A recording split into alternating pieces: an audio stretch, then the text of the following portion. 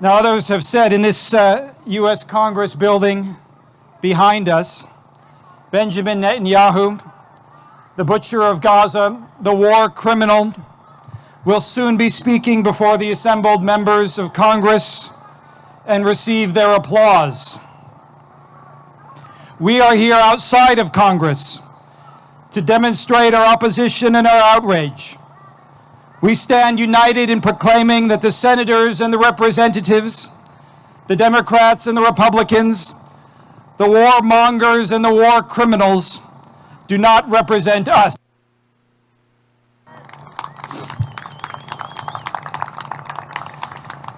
The invitation extended to Netanyahu by Congress is a political provocation of the highest order. For 9.5 months, Israel has inflicted a reign of death and destruction upon the Palestinian people of Gaza.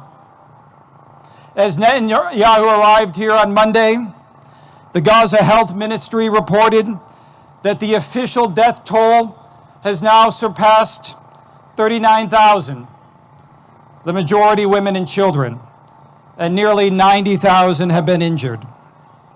That is the official count based upon verified deaths. The real toll is far higher. The uncounted lie in their tens of thousands buried under the rubble of collapsed buildings and shattered homes.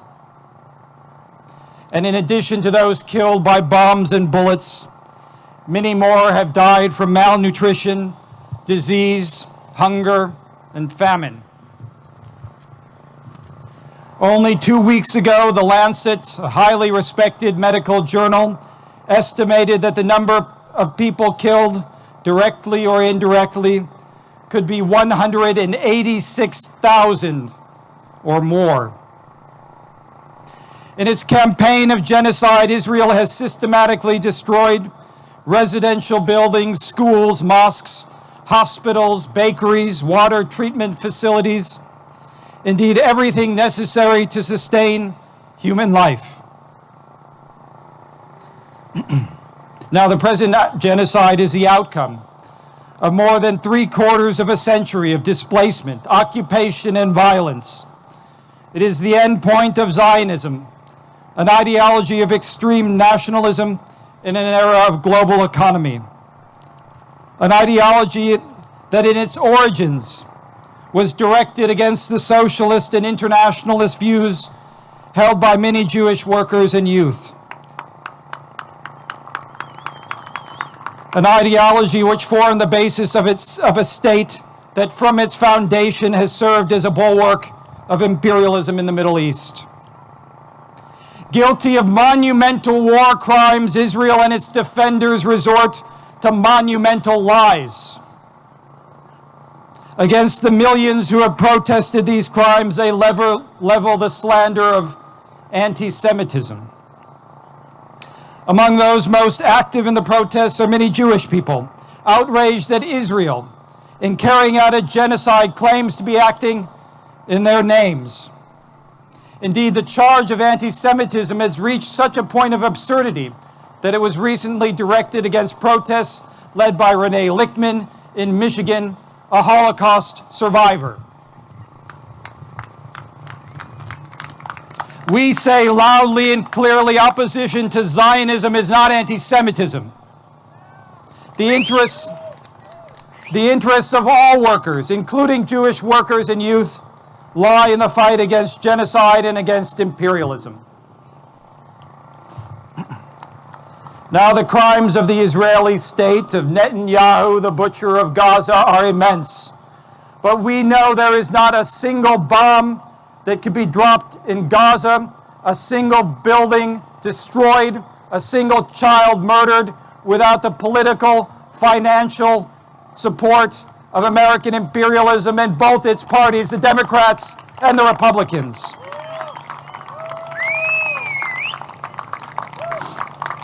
The support for this genocide on the part of the American political establishment and its media is an expression of a social order that has reached a dead end, a ruling class that has forfeited its right to rule. And what a rotten spectacle is American bourgeois politics. Last week, we witnessed the carnival of fascist reaction that was the Republican National Convention. The collection of reactionaries declared their full support for the murderous rampage in Gaza. If they thought they could get away with it, they would gladly drop a nuclear bomb on the Gaza Strip and on the West Bank. Trump, the aspiring Führer, has called on Netanyahu to finish the job and has pledged to arrest and deport students protesting the genocide in Gaza. And we should take note that while the Democrats and the media go on endlessly about alleged anti-Semitism among students, they ignore the real anti-Semitism that exists within the Republican Party and the fascist right. As for the Democratic Party, the legacy of Biden will be defined by his complicity in, support for, and direction of the genocide in Gaza, and for bringing the war to the brink of the world to the brink of nuclear war with Russia. With Biden's resignation as the Democratic Party candidate, the torch is being passed from Genocide Joe to Killer Kamala. Concerned about the popular outrage over Netanyahu's visit, Harris has fled the scene. She is reportedly not going to preside over the joint session in Congress later this evening.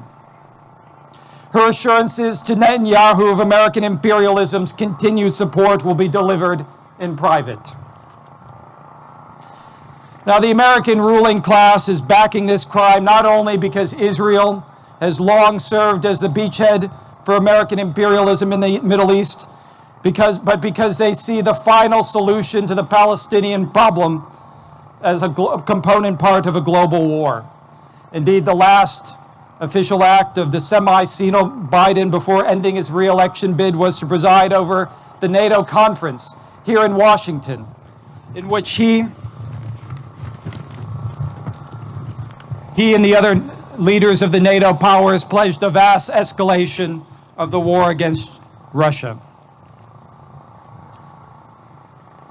Now, for masses of workers and young people, the genocide in Gaza must obliterate for all time any notion that the American military, the American state, the American ruling class in its wars abroad and in its occupations is motivated by human rights and democracy.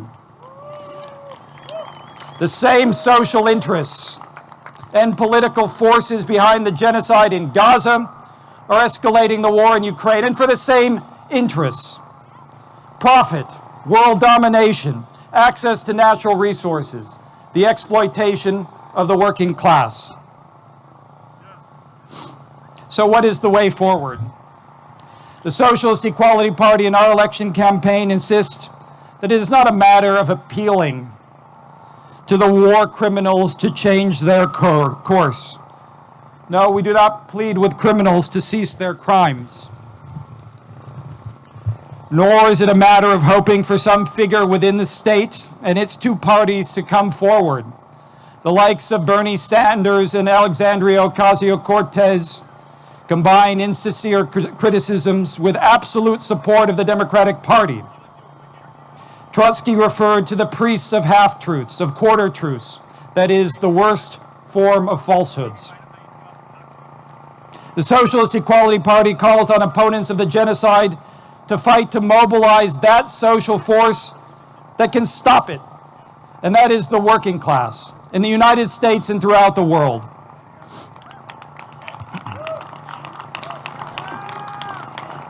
Foreign policy and domestic policy are two sides of the same process. The war abroad is at the same time a war at home. There are not bombs, at least yet, being literally dropped in the United States. However, the same capitalist ruling elite is wreaking havoc all over the world, is destroying social programs, increasing exploitation, organizing mass layoffs. The working class is a powerful social force. but it must be liberated from the shackles of the two-party system. It must be freed from the control of a corporatist trade union apparatus, what Biden called his domestic NATO. And the working class must be united in struggle with our class brothers and sisters in every country all over the world. The COVID-19 pandemic and the intensifying climate crisis, the extreme growth of social inequality, the turn of the ruling class to fascism and dictatorship, the escalating global war. These are all global problems, and they require global solutions, uniting workers in every country on the basis of our common class interests.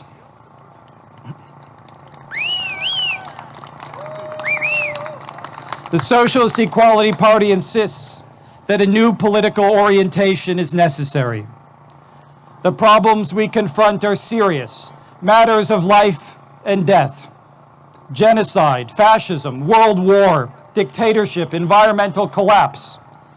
They require serious solutions and a serious politics.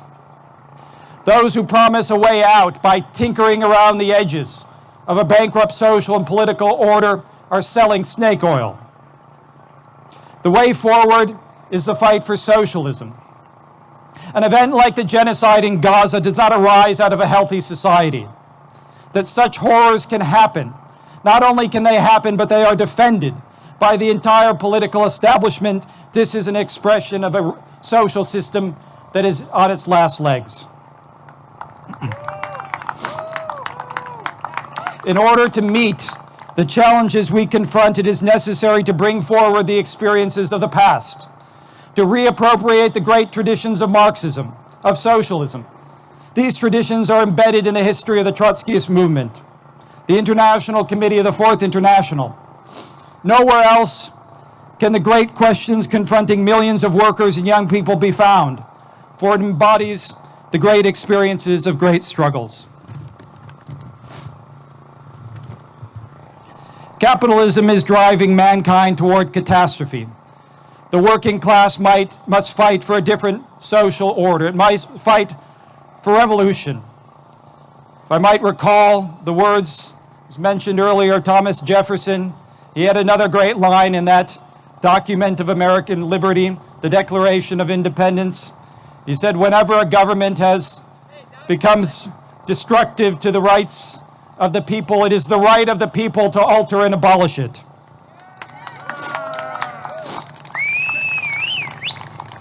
Well, that is the situation. Capitalism is driving mankind toward catastrophe. The working class must fight for socialism. A society based on equality, not the dictatorship of the corporate and financial oligarchy. A society based on international unity and brotherhood, not national conflict and war. A society based on genuine democracy, the democratic control of economic life, not fascism and dictatorship. Socialism, not capitalist barbarism. The Socialist Equality Party calls on all those attending this rally and all workers and young people in the United States and throughout the world to dedicate ourselves to this task. The rally must serve as a starting point for the building of a socialist movement in the working class in the U.S. and throughout the world to put an end to the genocide and war and open up a new path forward for humanity. Thank you.